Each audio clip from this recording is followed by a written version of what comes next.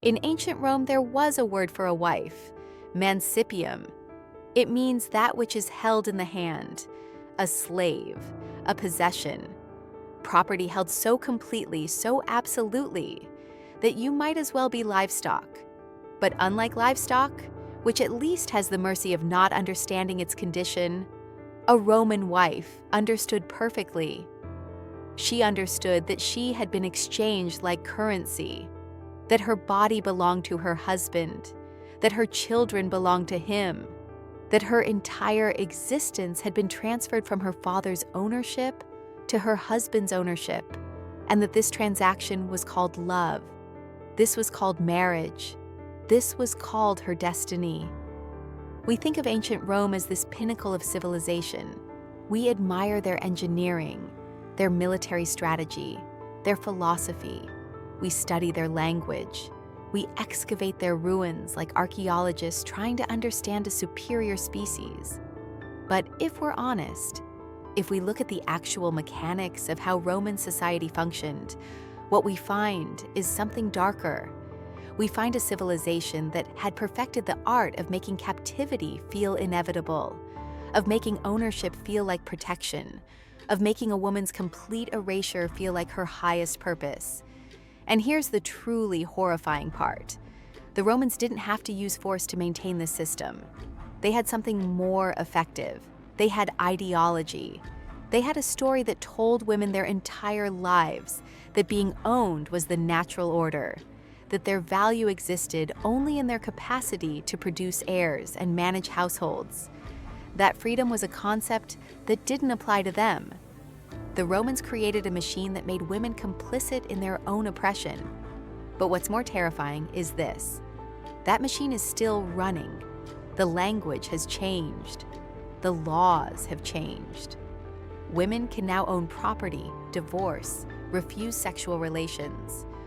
On paper, we've dismantled the entire structure. And yet, the psychological mechanisms that made the Roman system so devastatingly effective, those mechanisms are still being deployed, still being perfected, still trapping people in situations where they feel owned, where they feel they have no choice, where they accept what is happening to them because they believe it's simply the way things are. This is the story of how that trap was built and how to recognize it when it's building itself around you today. Her name was Livia Marcella, and she was born in 55 AD into one of Rome's wealthiest patrician families. From the moment of her birth, her life was not hers. It was her father's investment. It was a business negotiation waiting to happen. Her childhood was spent learning the skills that would make her valuable as a wife: how to manage a household, how to embroider, how to present herself as decorative and silent. She was not taught to read, though her father's library contained thousands of texts. She was not taught philosophy, though Rome's greatest minds gathered in their home. She was taught to be desirable and obedient. Everything else was irrelevant. By 12, the negotiations began.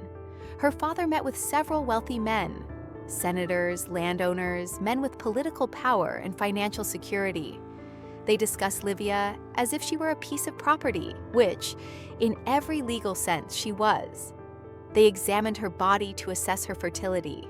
They asked about her health, her family's history, whether she was prone to hysteria or other defects. They spoke about her as if she wasn't in the room, which she wasn't. Not really.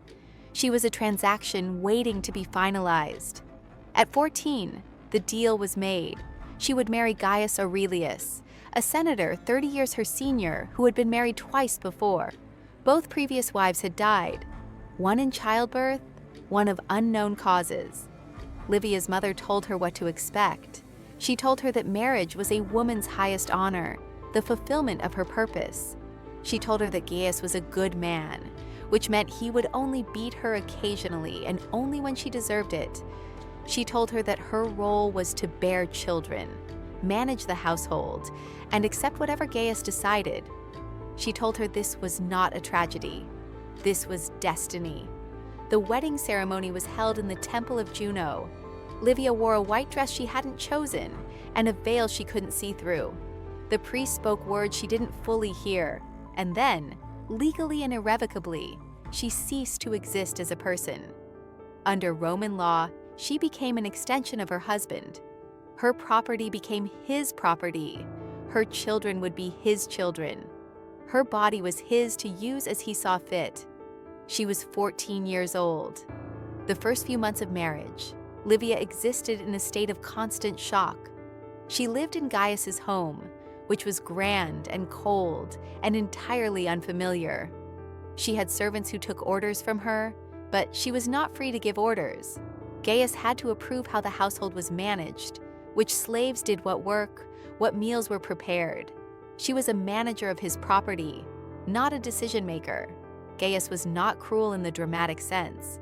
He didn't strike her without cause, but he was casual about her suffering in a way that was somehow worse. He would take her to his bed in the evenings, and she would lie still and silent as he used her body, the way one might use any animal in one's possession. He would discuss business matters with other senators as if she was furniture. He would make decisions about her life, whether she could visit her mother, whether she could attend religious festivals, what she wore, with the same level of consideration he gave to replacing a piece of broken pottery. What destroyed Livia most thoroughly was the realization that this was not abuse. This was normal. This was what marriage was. This was what every woman experienced. This was what women were for. She became pregnant within a year. The pregnancy and childbirth nearly killed her. She was 16 and her body was not ready. She hemorrhaged for weeks afterward. A doctor told Gaius that she might not be able to bear more children. Livia waited for him to express concern. Instead, she heard him speaking to his brother, calculating whether he should set her aside and marry a younger, more fertile woman. He decided to keep her. She was grateful. By 20, Livia had accepted her condition completely. She was not happy. Happiness was not a concept that applied to her. She was resigned. She moved through the rooms of her husband's house like a ghost moving through a world that had nothing to do with her. She bore 3 children. She managed the household according to Gaius's specifications. She performed the religious duties required of her. She aged. But somewhere inside her, something had broken beyond repair. She had internalized the message so completely that she could no longer imagine an alternative. She had been told her entire life that she was born to be owned, and at some point, she simply accepted it as truth. Not a truth she liked, not a truth that felt just, but truth nonetheless. She would spend the next 43 years in that marriage. She would watch her daughters marry men they'd never met, in marriages as transactional as her own. She would see her son inherit his father's power and assume his father's rights to own and control women. She would never have a conversation with her husband that wasn't transactional. She would never have autonomy. She would never have choice. And the worst part was that she couldn't blame anyone specifically. This wasn't a man abusing a system. This was the system itself. The entire civilization was built on her non-existence as a person. To rebel against her husband would be to rebel against Rome itself. So she didn't rebel. She accepted. She resigned herself. She became what she was supposed to be: a wife, a possession, a thing held in the hand of a man who owned her completely. What happened to Livia Marcella wasn't unique to ancient Rome, and it wasn't an anomaly of the era. It was the explicit purpose of the marriage system. Rome had engineered a trap so elegant, so complete, that it didn't require visible chains. It required only ideology. It required only the complete internalization by the victim of their own worthlessness. The patterns that bound Livia are patterns that have been replicated, refined, and deployed for thousands of years. And, this is crucial, they're still being deployed today. Let's identify the 5 core mechanisms. Red flag, R1, commodification. You are of value to be exchanged. Historical version. In ancient Rome, a woman was quite literally a financial asset. Her father held her until a suitable buyer arrived. The transaction was called marriage, but it was a straightforward business deal The man paid a bride price, a dowry provided by the father, which compensated the husband for taking on the expense of housing and feeding a woman. The woman's value was calculated in denarii, land, social connections, and her breeding. Capacity. Livia's father had negotiated with 3 different men before agreeing to Gaius's terms. He'd considered which alliance would be most beneficial politically, which marriage would increase the family's wealth, which man could provide the most secure future for a daughter. Livia herself was the commodity being evaluated, not her thoughts, not her preferences, not her well-being, her body, her fertility, her utility. The law reflected this. A woman could not own property. She could not control her own wages. Legally, she was classified the same way as slaves and children, as dependents who required a male guardian to manage their affairs. Psychology. This is called commodification or objectification, the reduction of a person to an object of value. When someone is commodified, they are valued not for their inherent worth as a human being, but for what they can produce or provide. Commodification is psychologically devastating because it strikes at the foundation of dignity. The victim internalizes the message that they are not valuable in themselves, but only valuable insofar as they can be used. This creates what psychologists call instrumental value, value based on utility rather than intrinsic worth. Modern equivalent. Today, this looks like a relationship where someone is valued for what they can provide: financial support, sex, emotional labor, heirs, status.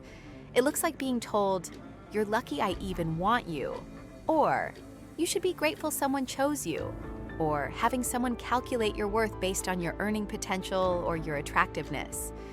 It looks like a workplace where women are hired or promoted based on appearance or sex appeal rather than competence. It looks like a dating dynamic where someone is valued exclusively for their body or their ability to manage a household or their capacity to bear children. It looks like a situation where you're constantly aware that if you become less useful, if you age, if you become ill, if you become less compliant, you will be replaced. The implicit threat is always there. Your value is provisional. It depends on your utility. The mechanism is to make the victim believe they have value only insofar as they can be used. Red flag number 2, legal erasure. You don't exist as a separate person. Historical version. When Livia married Gaius, she ceased to exist legally. This wasn't metaphorical.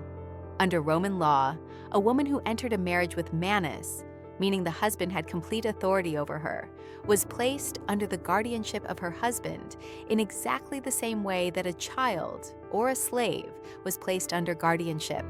She could not sign contracts. She could not make legal decisions. She could not even testify in court on her own behalf.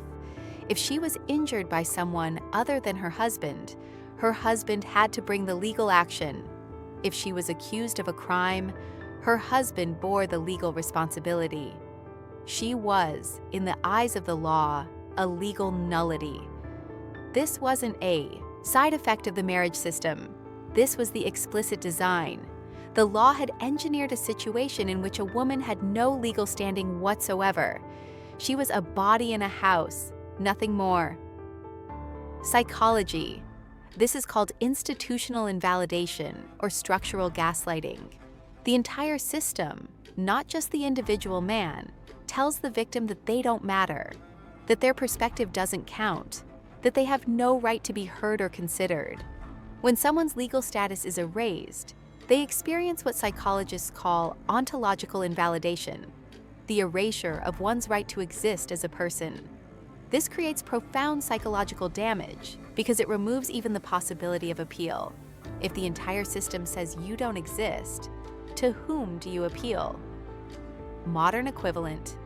Today, this looks like a relationship where your partner makes all the decisions about finances, where you live, what you do, and your input is not considered. It looks like a cult where members' individual identity is systematically erased and replaced with group identity.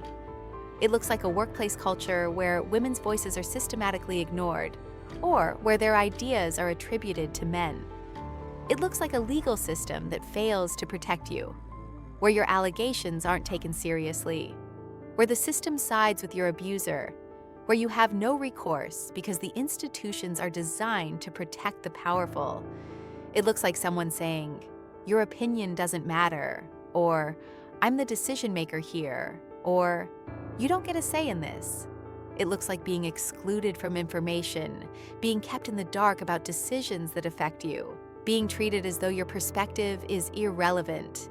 The mechanism is structural, to deny someone legal or institutional standing, making them unable to defend themselves or appeal. Red flag, the marker 3, reproductive slavery. Your body is not your own. Historical version. In Rome, a woman's primary function was reproduction. She was expected to bear children, preferably sons, to carry on her husband's name and inherit his property. Her body was not hers. It was an incubator for her husband's heirs. The act of sexual relations in marriage was not negotiable. A husband could not rape his wife because the legal fiction was that she belonged to him.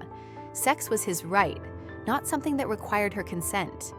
If she refused, she was violating her duty to him. There was no conception of her bodily autonomy. There was no concept of her right to refuse. Pregnancy and childbirth were extraordinarily dangerous. Women died in childbirth regularly.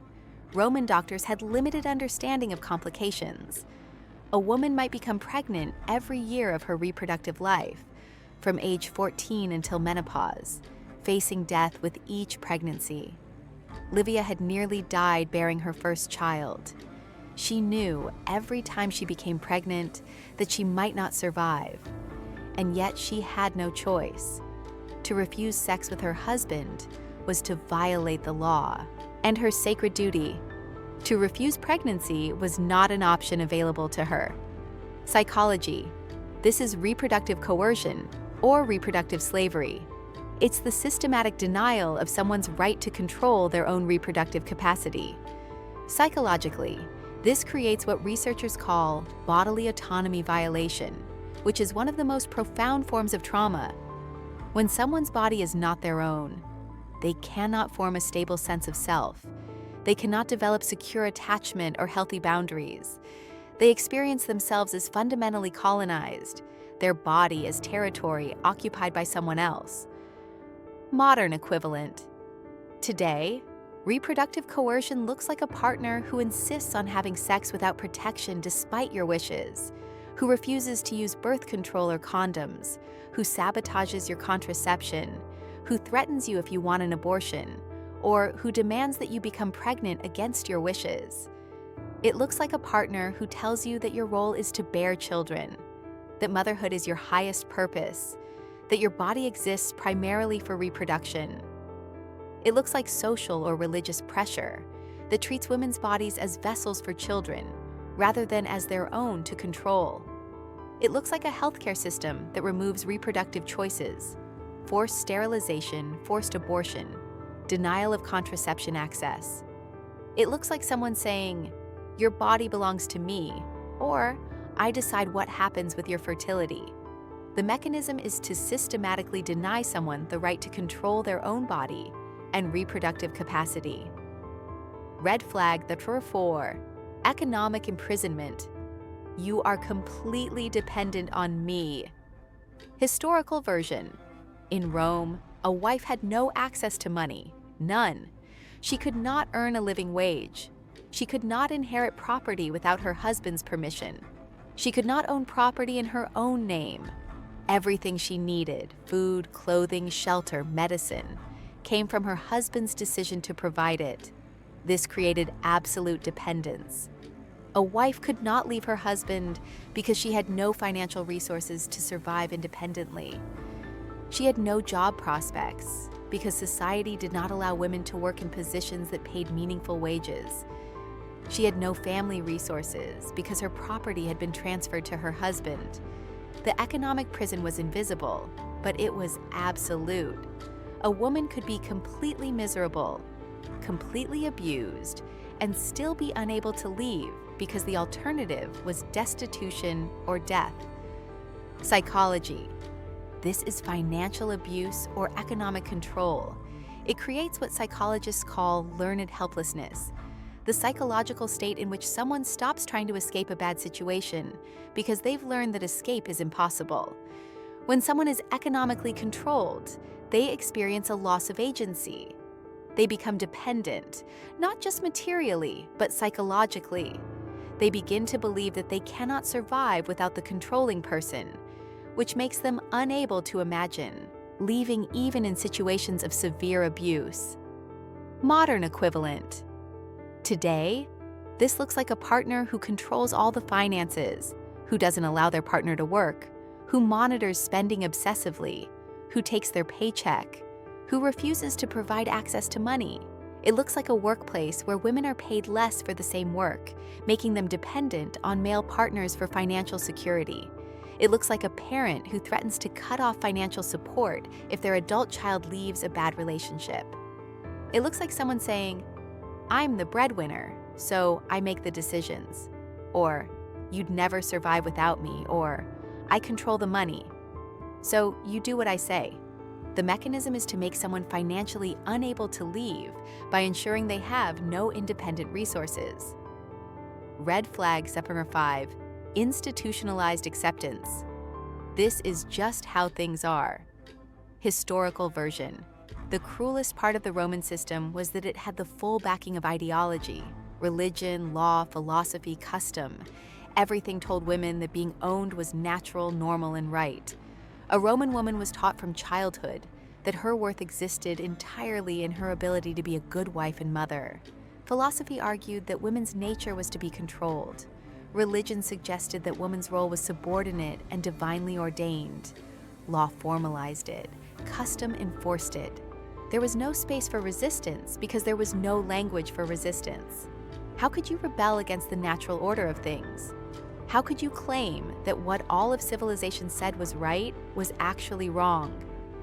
Livia didn't rebel because she had internalized completely the idea that her situation was correct.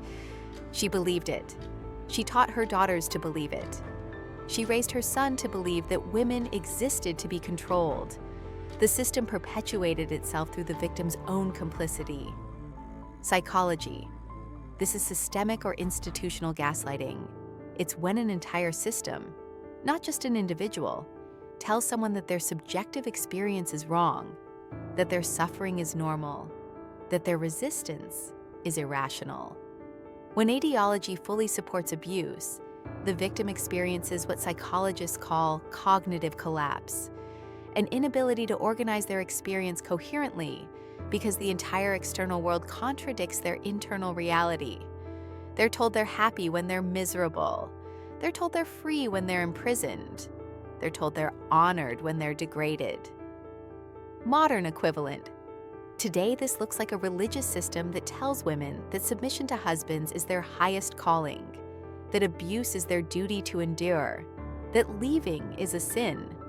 It looks like a cultural system that tells women that their value exists only in their capacity to be wives and mothers, that career ambitions are unfeminine or unnatural.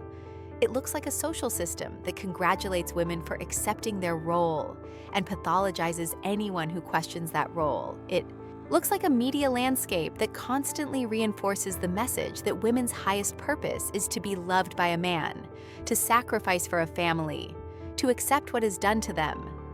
It looks like being told by everyone around you that your situation is normal, that you're being unreasonable if you're unhappy, that you should be grateful for what you have. The mechanism is to make the victim believe their own oppression is normal, righteous, and just. The Roman Empire fell. The laws changed. Legal coverture eventually disappeared. Women gained property rights, voting rights, divorce rights. On every legal metric, women are now citizens with agency and autonomy. And yet, the psychological patterns that made Roman marriage a trap are still operational. Why? Because those patterns were never actually about law. Law was just the formalization of something deeper. the human capacity for domination, and the human vulnerability to accepting domination as normal, the Romans understood something that subsequent systems have forgotten and then relearned, that the most effective imprisonment is psychological, not physical, that you don't need chains if you can convince someone that freedom doesn't exist, that you don't need bars if you can convince someone that their cage is the natural order. When you remove the legal structures that formalize inequality, you don't eliminate the desire to dominate. You just eliminate the visible mechanism. The perpetrator has to become more subtle. The trap has to become more invisible. The mechanism has to operate through ideology and psychology instead of through law. In Rome, a woman was owned because the law said she was owned. The mechanism was explicit. A woman could see her cage clearly. It was formalized in legal code, in customary practice, in institutional policy. Today, a woman might be owned through economic dependence, through psychological manipulation, through social pressure, through culturally enforced ideas about her worth and purpose. The cage is invisible. The bars are made of ideology. The lock is psychological. And this is actually more dangerous than the Roman system, because at least in Rome, women could see what was happening. They could articulate, "I am owned by law." They could potentially imagine a different system, even if that imagination led nowhere. Today we tell ourselves the cage is already gone. We tell ourselves that women are free. And so, when a woman finds herself unable to leave a controlling relationship, unable to make decisions about her own life, unable to access her own resources, she blames herself. She thinks she's choosing to stay. She thinks she's not strong enough to leave. She doesn't recognize the cage because she's been told the cage doesn't exist. The Roman system was replaced not by freedom, but by a more sophisticated version of the same system. The mechanisms of domination evolved. The ideology became more complex. The invisibility became more complete.